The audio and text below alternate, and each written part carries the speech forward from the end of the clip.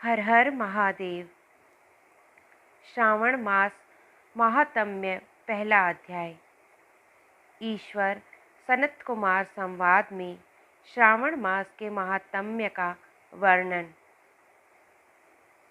शौनक बोले, हे सूत, हे सूत, हे महाभाग, हे व्यास शिष्य, हे अकल्पमश, आपके मुख कमल से अनेक व्याख्यानों को सुनते हुए हम लोगों की तृप्ति नहीं होती है, अपितु बारंबार सुनने की इच्छा बढ़ती जा रही है।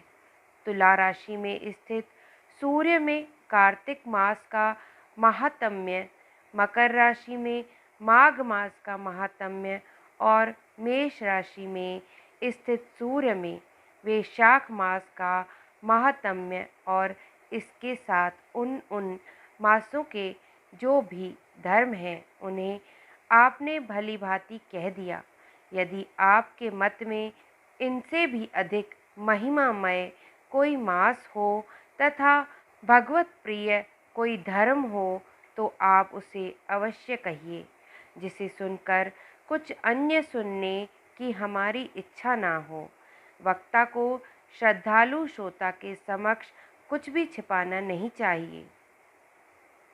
सूत जी बोले, हे मुनियों, आप सभी लोग सुने। मैं आप लोगों के वाक्य गौरव से अत्यंत संतुष्ट हूँ। आप लोगों के समक्ष मेरे लिए कुछ भी गोपनीय नहीं है। दंभ रहित होना, आस्तिकता, शठता का परित्याग, उत्तम भक्ति सुनने की इच्छा, विनम्रता, ब्राह्मणों के प्रति भक्ति परायणता, सुशीलता, मन की स्थिरता, पवित्रता, तपस्विता और अनसूया, ये श्रोता के 12 गुण बताए गए हैं। ये सभी आप लोगों में विद्यमान हैं। अतः मैं आप लोगों पर प्रसन्न होकर उस तत्व का वर्णन करता हूँ।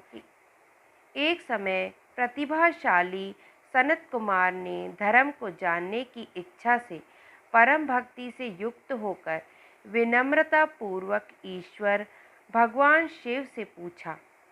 सनत कुमार बोले, योगियों के द्वारा आराधनीय चरण कमल वाले हैं देव देव। हे महाभाग, हमने आपसे अनेक व्रतों तथा बहुत प्रकार के धर्मों का श्रवण किया, फिर भी हम लोगों के मन में सुनने की अभिलाषा है। 12 मासों में जो मास सबसे श्रेष्ठ, आपकी अत्यंत प्रीति कराने वाला, सभी कर्मों की सिद्धि देने वाला हो और अन्य मास में किया गया कर्म यदि इस मास में किया जाए तो वह अनंत फल प्रदान कराने वाला हो। हे देव, उस मास को बताने की कृपा कीजिए। साथ ही लोकानुग्रह की कामना से उस मास के सभी धर्मों का भी वर्णन कीजिए। ईश्वर बोले, हे सनत कुमार, मैं अत्यंत गोपनीय भी आपको बताऊंगा। हे सुव्रत, हे विधि नंदन, मैं आपकी श्रवणेच्छा तथा भक्ति से प्रसन्न हूँ। 12 मासों में श्रावण मास मुझे अत्यंत प्रिय है। इसका महात्म्य सुनने योग्य है, अतः इसे श्रावण कहा गया है। इस मास में श्रवण नक्षत्र युक्त पूर्णिमा होती है, इस कारण से भी इसे श्रावण मास कहा गया है। इसके महात्म्य के श्रवण मात्र से यह सिद्धि प्रदान करने वाला है, इसलिए भी यह श्रावण मास संज्ञा वाला है। निर्मलता गुण के कारण यह आकाश के सदृश है, इसलिए नभा कहा गया है। इस श्रावण मास के धर्मों की गणना करने में इस पृथ्वी लोक में कौन समर्थ हो सकता है। जिसके फल का संपूर्ण रूप से वर्णन करने के लिए ब्रह्मा जी 4 मुख वाले हुए, जिसके फल की महिमा को देखने के लिए इंद्र 1000 नेत्रों से युक्त हुए और जिसके फल को कहने के लिए शेषनाग 2000 जीवाओं से संपन्न हुए। अधिक कहने से क्या प्रयोजन। इसके महात्म्य को देखने और कहने में कोई भी समर्थ नहीं है। हे मुने, अन्य मास इसकी एक कला को भी नहीं प्राप्त होते हैं। यह सभी व्रतों तथा धर्मों से युक्त है। इस महीने में एक भी दिन ऐसा नहीं है जो व्रत से रहित दिखाई देता हो। इस माह में प्रातः सभी तिथियां व्रत युक्त हैं। इसके महात्म्य के संदर्भ में मैंने जो कहा है वह केवल प्रशंसा मात्र नहीं है। आर्तों, जिज्ञासुओं, भक्तों, अर्थ की कामना करने वाले, मोक्ष की अभिलाषा रखने वाले और अपने अपने अभिष्ट की आकांक्षा रखने वाले चारों प्रकार के लोगों, ब्रह्मचर्य, गृहस्थ, वानप्रस्थ, संन्यास आश्रम वाले को भी इस श्रावण मास में व्रतानुष्ठान करना चाहिए। सनत कुमार बोले, हे भगवान, हे सत्तम, आपने जो कहा कि इस मास में सभी दिन एवं तिथियां व्रत रहित नहीं हैं, तो आप उन्हें मुझे बताएं।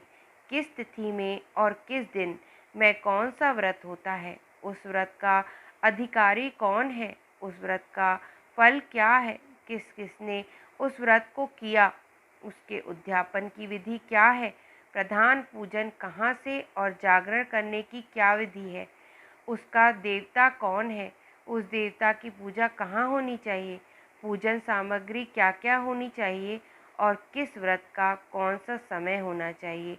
हे प्रभु, वह सब आप मुझे बताएं। यह मास आपको प्रिय क्यों है, किस कारण यह पवित्र है, इस मास में भगवान का कौन सा अवतार हुआ, यह सभी मासों से श्रेष्ठ कैसे हुआ और इस मास में कौन कौन धर्म अनुष्ठान के योग्य है। हे प्रभु, यह सब बताएं। आपके समक्ष मुझ अज्ञानी का प्रश्न करने में कितना ज्ञान हो सकता है, अतः आप संपूर्ण रूप से बताएं। हे कृपालो, मेरे पूछने के अतिरिक्त भी जो जो शेष रह गया हो उसे भी लोगों के उद्धार के लिए कृपया करके बताएं। रविवार, सोमवार, भोमवार, बुधवार, बृहस्पतिवार, शुक्रवार और शनिवार के दिन जो करना चाहिए, हे विभो, वह सब मुझे बताएं। आप सबके आदि में आविर्भूत हुए हैं, अतः आपको आदि देव कहा गया है।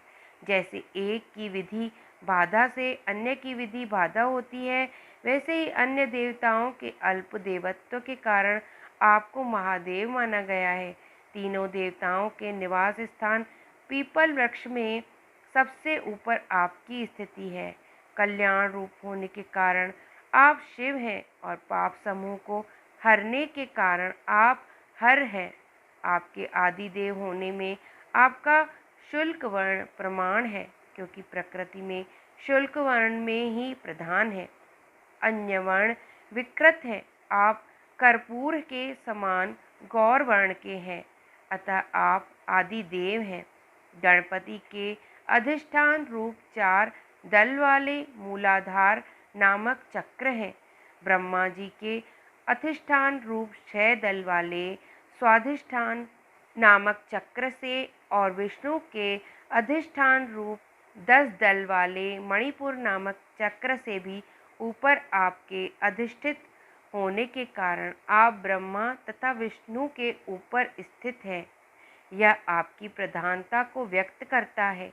हे देव, एकमात्र आपकी ही पूजा से पंचायतन पूजा हो जाती है, जो कि दूसरे देवता की पूजा से किसी भी तरह संभव नहीं है।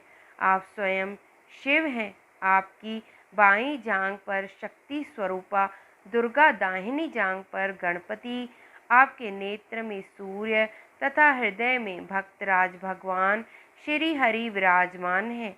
अन्न के ब्रह्मा रूप होने तथा रास के विष्णु रूप होने और आपके उसका भोक्ता होने के कारण, हे ईशान, आपके श्रेष्ठत्व में किसे संदेह हो सकता है। सबको विरक्ति की शिक्षा देने हेतु आप शमशान में तथा पर्वत पर निवास करते हैं। पुरुष सूक्त में उत्तम तत्व स्नेशानो इस मंत्र के द्वारा प्रतिपादन के योग्य है, ऐसा महर्षियों ने कहा है। जगत का संहार करने वाले हलाहल को गले में किसने धारण किया, महाप्रलय की कालाग्नि को अपने मस्तक पर धारण करने में कौन समर्थ था? संचार रूप अंधकूप में पतन के हेतु कामदेव को किसने भस्म किया?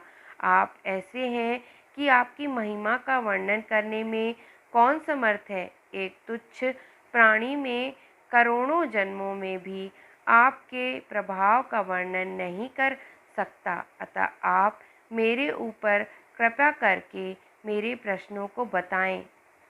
इस प्रकार श्री कंद पुराण के अंतर्गत ईश्वर सनत कुमार संवाद में श्रावण मास महात्म्य में पहला अध्याय पूर्ण हुआ। धन्यवाद।